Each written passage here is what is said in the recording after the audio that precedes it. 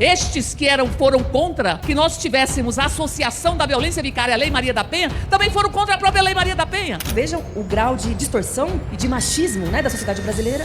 Deputados que compõem a bancada dos Red Pill. Os mesmos parlamentares que dizem aqui defender as mulheres foram contra endurecer progressão de regime para quem comete feminicídio. Aliás, eles só queriam endurecer para reincidente, ou seja, para eles, você só endurecia o regime de progressão a partir da morte da segunda mulher. Eu nunca vou me esquecer dessa votação e dessa negociação em que PT e PSOL pediram para que fosse só apenas contra reincidentes no caso de crimes hediondos, inclusive do feminicídio.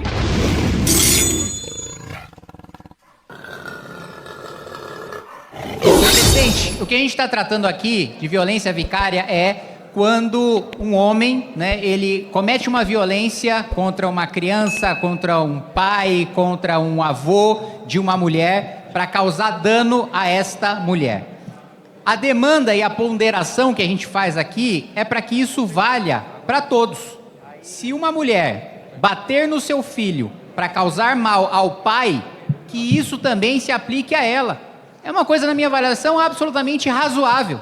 E eu vou concordar com a questão fática de que isso ocorre mais contra mulheres do que contra homens. Mas isso não significa que a gente vai isentar de pena quando uma mulher faz isso contra um homem. É uma questão muito razoável colocar que a lei seja para todos. Se quando um homem comete um mal contra uma criança ou contra a mãe da sua ex-mulher, para atingir sua ex-mulher, que também seja punida a mulher que comete um mal contra uma criança ou contra a mãe do seu ex-marido. Porque nós somos a maioria que sofre violência vicária nesse país. Nós somos a maioria. E eu sou a prova viva disso. Eu sou filha da violênncia doméstica. Nós não queremos demonizar os homens. A gente não tem nada contra os homens. A gente tem a favor das mulheres, porque nós somos a maioria da violência nesse país, gente. Veja, o princípio da igualdade, ele não é um princípio formal. Ele é um princípio material. E o princípio da igualdade, ele se concretiza quando você estabelece as diferenciações. As desigualdades não podem ser tratadas como igualdade. E penso que esta proposição e esse discurso é de quem quer diluir uma violência de gênero, porque este país assassina quase por volta de 4 mulheres por dia. Quero cumprimentar e abraçar a relatora Silvier e, ao mesmo tempo, mostrar como essas vozes que tentam, de todas as maneiras, tirar o debate da violência contra as mulheres da legislação, são os que querem acabar com a Lei Maria da Penha na prática e tirar esse contexto que permite que uma lei expresse uma situação fática, majoritária, de um crime cometido contra mulheres, inclusive da onde surgiu o termo violência vicária. Presidente, vamos lá, vou repetir. O único pedido que eu faço em relação ao relatório, em relação ao texto final, é que a gente não deixe de punir quem cometa um crime, independentemente do sexo da pessoa que cometa esse crime. Se um homem bate no seu filho para atingir a sua ex-mulher, ele precisa ser punido com o máximo de rigor possível. Em relação a rigor de penalidade, ninguém tem nenhuma dúvida em relação ao meu posicionamento. Agora, uma mulher que bater no seu filho para atingir o seu ex-marido também precisa ser punida. É só isso. Eu não tô defendendo nada de maluco. E veja, a deputada Heloísa coloca: apresente um projeto. Nós estamos discutindo o tema agora, basta colocar no relatório. O mesmo tema não precisa tramitar em projetos diferentes. Razão pela qual voto é sim. Maioria. Deputada Sâmia. Obrigada, senhor presidente. É fundamental, como a gente diz no ditado popular, a gente dá nome aos bois. A lei do feminicídio foi fundamental por quê? Porque a gente tipificou que mulheres são assassinadas pelo fato de serem mulheres. Porque é um aspecto de gênero aí embutido que não tem como você não considerá-lo, para que você faça o diagnóstico correto e para que você tenha a atuação correta. Aqui nós estamos com um caso paralelo. Violência vicária, pelo conceito que foi cunhado pela pesquisadora argentina, é quando um agressor, muitas vezes assassino, mata e atinge uma criança para poder prejudicar a mãe. Missão. Da missão. Presidente Duarte, Deputados, eu já falei em relação àquela violência, e não estou falando sobre o homicídio, antes eu já falei que não é justo, não é razoável, né, que a gente desproteja a criança ou os familiares daquele que vai sofrer uma violência por parte de uma mãe que queira atingir o pai, certo? Muito bem. Eu quero tratar sobre outro elemento aqui agora, que não é uma mudança na Lei Maria da Penha, mas é uma mudança no Código Penal, né? Há uma nova qualificadora de homicídio, e aqui eu quero levantar um ponto importante, que na minha cabeça não faz sentido. A base do governo e os partidos de esquerda sempre dizem que não adianta aumentar a pena, que isso é populismo penal. Só que, ao mesmo tempo, agora a base do governo e os parlamentares de esquerda estão dizendo que, em relação ao homicídio no contexto de violência vicária, adianta aumentar a pena. Então, peraí, ou aumentar a pena ajuda a combater o crime, ou não ajuda a combater o crime. Porque senão o que fica aparecendo é o seguinte: quando a gente, por exemplo, tem um projeto meu agora para ser votado de aumento de pena de furto, roubo e receptação. Quando é para aumentar a pena de roubo, aí vocês falam que não adianta. Fica parecendo que é porque vocês não querem aumentar por causa do crime especificamente. E não porque vocês não acham que aumentar a pena não adianta, mas é porque vocês não querem punir o roubo. Mas voltando para o raciocínio aqui do homicídio vicário, né? Vou dar um exemplo prático do que aconteceria da aprovação dessa lei.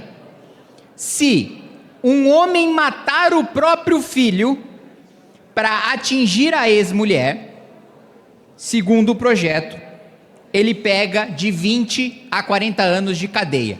E eu acho até pouco, tá? Eu defendo uma nova Constituição para que tenha prisão de morte é bom, pena de morte, prisão perpétua.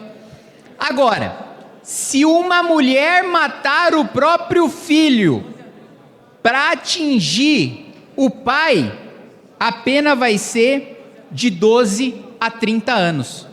Vocês entendem que não faz sentido para um mesmo crime, e um crime tão grave quanto o crime de matar alguém, eu ter uma diferença de pena mínima de 8 anos e diferença de pena máxima de 10 anos só por causa do sexo da pessoa que está matando? Isso não é razoável. Isso não é defesa de misoginia, isso não é defesa de violência contra a mulher. Isso é dizer, se a pessoa mata o próprio filho para atingir a ex-mulher, a mesma pena precisa ser aplicada a essa pessoa que mata o próprio filho para atingir o ex-marido. É só isso. É só a razoabilidade. Por isso do meu posicionamento. Obrigado, presidente. Não é possível que esse requerimento esteja sendo votado assim. Eu estou bem incrédula desse parlamento no dia de hoje. A deputada Sylvie acabou de se emocionar profundamente na tribuna, porque o que nos levou mais objetivamente a votar esse projeto no dia de hoje foi aquele caso horroroso do estado dela, o estado de Goiás, além de tantos outros, né, feminicídios e massacres que se faz contra os entes das mulheres brasileiras. E ainda assim, há parlamentares que não querem que a gente vote essa pauta no mês das mulheres. A minha missão hoje, presidente, é garantir que a lei seja aplicada de maneira razoável e igualitária, né? Eu até conversava com um deputado atrás que falava, olha, a mudança na Lei Maria da Penha, né, diz respeito às mulheres pela própria natureza da Lei Maria da Penha. Perfeito, não tenho nenhuma dúvida em relação a isso. Agora, até acho que alguns parlamentares votaram, né, da base do governo, sem, pelo menos essa que eu conversei, sem ter a compreensão total daquilo que estava votando, porque o que me disseram foi, olha, mas no Código Penal, tudo que a gente coloca no Código Penal vai se aplicar tanto se o autor do crime for homem, como se a autora do crime for mulher.